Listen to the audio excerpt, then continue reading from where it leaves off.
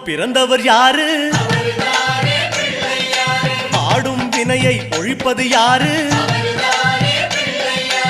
ஆதவன் வணங்கும் தெய்வம் யாரு? பூமியை தாங்கும் புண்ணியன் யாரு?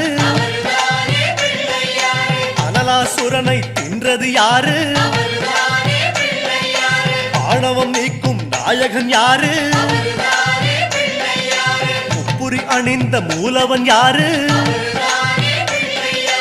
அவரும் வாழ்வது எங்கே கூறு?